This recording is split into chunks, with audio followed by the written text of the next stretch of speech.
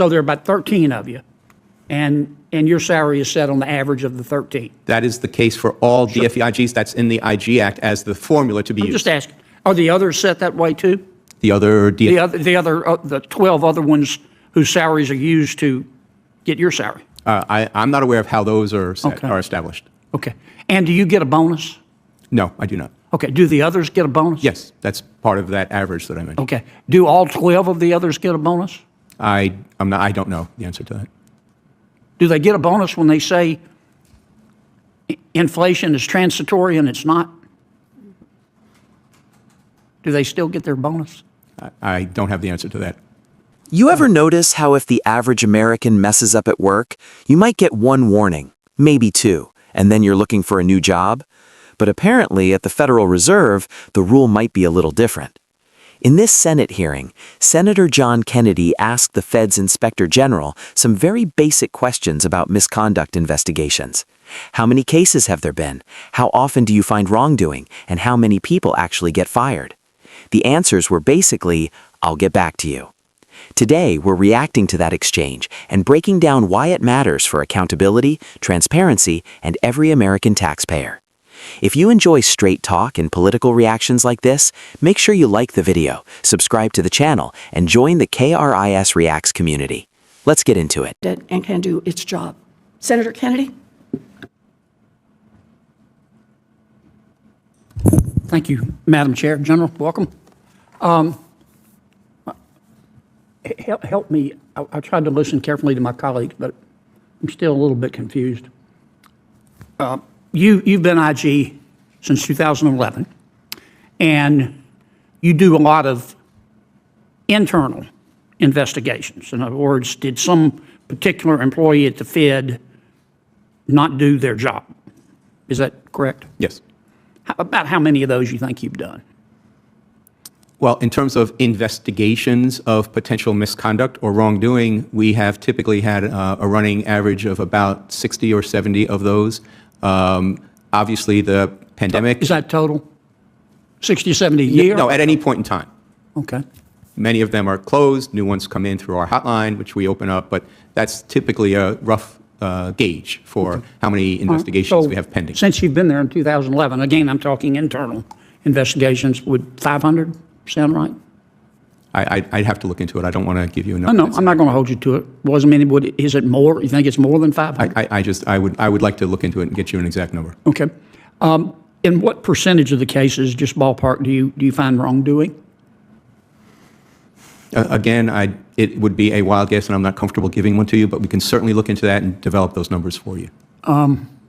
Frankly, I would have thought you'd had that before you came today. We think it's more than half? No, I would not think so. More than a quarter? That's where I'm uncomfortable. Well, is it happen frequently that you find wrongdoing or infrequently? It's not infrequent. It's not infrequent? Mm-hmm. Okay. All right. And when you find wrongdoing, are the people who committed the wrongdoing, according to your report, fired? Sometimes. Okay. What percentage are fired? Again, sir, I would like to get you a specific number if that's what you'd like. Yeah, I think if you could get us that number, and perhaps we could do this again. Because I think people have the right to know that. I don't want to pick on the Federal Reserve. I just want to treat them like everybody else. And my sense is, and I think your numbers can prove or disprove this, but my sense is that it is easier to divorce your spouse than get fired at the Federal Reserve. And if that's the case, we're entitled to know that. It's a lot of money over there. And that's not a criticism of anybody. And tell me again about your salary. It's the average of what? It's the average of both the salary and the bonus that is attributed to the other individuals who are similarly situated in terms of the organizational structure, which for me is the division director level. So there are 12 other individuals, and it's the average of their salary plus bonus. Okay. So there are about 13 of you, and And your salary is set on the average of the 13. That is the case for all DFEIGs. That's in the IG Act as the formula to be I'm used. just asking, are the others set that way too? The other The 12 other ones whose salaries are used to get your salary? I'm not aware of how those are established. Okay. And do you get a bonus? No, I do not. Okay. Do the others get a bonus? Yes, that's part of that average that I mentioned. Okay. Do all 12 of the others get a bonus? I don't know the answer to that. Do they get a bonus when they say inflation is transitory and it's not? Do they still get their bonus? I don't have the answer to that. Okay. How do we get that information? Requested from the Federal Reserve folks. How about we call the IG? Can you get it for us? IG should not be in the position of getting information to turn over if we're not otherwise engaged in an audit or evaluation or investigation. I know you're in the, if I could have 30 more seconds. I know you're in the process of looking at the bank failures. And I don't want you to, I'm not trying to put you on the spot because you don't know yet. But, you know, I find two things ironic. Maybe irony is the wrong word to use, but as a result of well, strike that.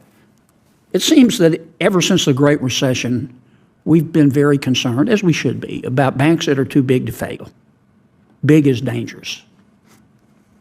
I'm not against big. I'm against dumb. So, but if you have an institution that is really, really big and it does something dumb, it hurts a lot of people. Nobody ever goes to jail, but that's a separate story. But it looks to me like, as a result of these recent failures, that our big banks are getting bigger. Mm-hmm. And I find that ironic. Again, maybe the wrong word. I don't know if you're going to look at that in your studies. Well, Senator, that strikes me as being a straight-ahead policy issue. Mm-hmm. Or the Federal Reserve Board decides what rules of engagement for the supervision of banks at different sizes, tailoring. All of those are supervisory, policy-based decisions, and the IGs are prohibited from getting involved in overseeing policy. Senator Warren and I may disagree with this, but we disagree a lot, but we still like each other. But see, if I ask Mr. Barr that question, I think the answer I'm going to get is, look, the problem with the bank failures is the management did dumb things, and they were incompetent. And yeah, some of my regulators were not as proactive as they should have been, but it's Trump's fault. Trump ain't my homework. And I don't think that's a candid assessment of the situation. The other thing that I find curious, and I'm going to ask Mr. Barr about this.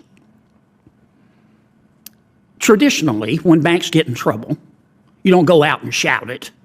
You know, we're in trouble. They call the regulators, say, we got a problem here. Or the regulators spot it and they go in. And to prevent a bank run or panic, they handle it quietly. And the regulators will call around with other banks that are healthier and say, can we affect a marriage here? And that doesn't seem to be what's happening. And as a result, the healthy banks that would normally come in and help for a price, a fair price, and help the failed bank, the healthy banks, they're pretty smart. They're waiting. They're going, no, we don't want to come in too early. Let's let them go under. And then we'll come in and we'll get a great deal, and the taxpayers will have to guarantee all our potential losses. Can you look into that? Because if I ask Mr. Barr, God bless him, he's just going to say, it's the fault of the bank presidents and Trump ate my homework. So I'm looking for somebody who can help us answer those. To the extent that you're asking, Senator, about the process of once a bank fails, what does the Fed, what does the FDIC do in terms of trying to get another bank to come in and take over or buy its operations? That would be kind of post-failure, so that wouldn't be part of our current review, material loss reviews, but we can consider looking into the kind of post-failure issues like that, or discussions that may have been had with the other financial regulators. I'm taking too long, but here's what I'm getting to. And this is not a criticism of J.P. Morgan or Mr. Diamond. I have great respect for both of them. But you know the deal they made is a good deal. I'm not suggesting that they shouldn't have made a good deal for their shareholders. But the truth is, the deal was so good, if we still had white pages, You could open up the white pages, put your hand over your eyes, and pick a name and say, we're giving you this deal. And it would be successful because the taxpayers had to guarantee 80% of the losses. And somebody needs to look at that. Senator, I'd be happy to come up and talk to you further about that, have my team come up and discuss it with you and your staff and I'd see love if to, there's But a I way. want to talk about it in front of the American people. Okay. Okay? Well, we can start by having a conversation in your office if you'd like. It's up to you. Thank you, sir. Thank you, Senator Kennedy. Senator Kennedy, I want to follow up on something you. In a recent Senate hearing, Senator John Kennedy from Louisiana questioned the Inspector General of the Federal Reserve, Mark Bialik. Now, the Inspector General's role is pretty important. This is the person responsible for investigating misconduct inside the institution. If there is fraud, abuse, or wrongdoing inside the Federal Reserve System, the Inspector General is supposed to be the watchdog that finds it. So Kennedy started with what should have been a very simple question. Since becoming Inspector General in 2011, how many internal investigations has your office conducted into employee misconduct? Bialik explained that his office usually has about 60 to 70 investigations open at any given time.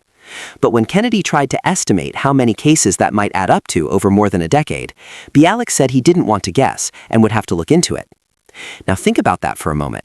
This is the person who has been running oversight investigations since 2011, and he couldn't even give a rough estimate of the total number of cases handled during that time. Kennedy then asked a follow-up question that matters even more. Out of all those investigations, how often do you actually find wrongdoing? Once again, there was no number, no percentage, and no estimate.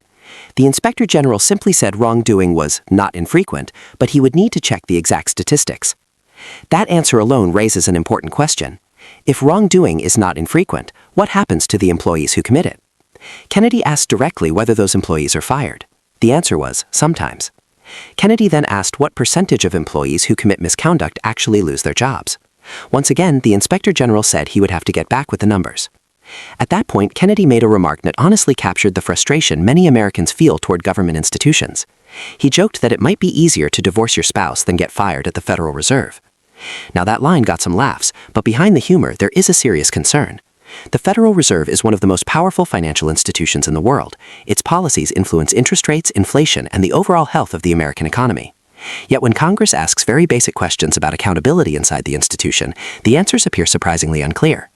Kennedy also asked about how the Inspector General is paid. Bialik explained that his salary is based on the average compensation of other Federal Reserve Division directors. That includes both their base salaries and the bonuses they receive. Interestingly, Bialik said he personally does not receive a bonus. However, the bonuses received by those other officials still factor into the formula used to determine his pay. Kennedy then asked another question that many Americans might be wondering. Do those officials still receive bonuses when major economic predictions turn out to be wrong? For example, when inflation was described as transitory and then Americans saw prices rise across the board. Again, there was no clear answer provided during the hearing. Kennedy then shifted the discussion to recent bank failures and how regulators handle them. For years, policymakers have warned about banks becoming too big to fail. The concern is that extremely large financial institutions can create major risks for the economy. But Kennedy pointed out something interesting. After recent bank failures, the largest banks appear to be getting even bigger. That raises a legitimate question about whether current regulations are actually reducing systemic risk or concentrating financial power even further. Kennedy also questioned how regulators handle failing banks. Traditionally, when a bank gets into trouble, regulators try to handle the situation quietly to avoid triggering panic or bank runs. Often they work behind the scenes with healthier banks to arrange a takeover or merger. But Kennedy suggested that in today's environment, some large banks might actually wait until a failing bank collapses completely before stepping in. Why? Because if taxpayers are guaranteeing a large portion of potential losses, the deal becomes extremely attractive. Kennedy mentioned one deal where taxpayers reportedly guaranteed up to 80% of certain losses. Now, from a taxpayer perspective, that is a serious issue. If the public is absorbing most of the risk, then the public deserves full transparency about how these decisions are being made. To be fair, the Inspector General pointed out that some of these issues fall under regulatory policy decisions rather than internal misconduct investigations.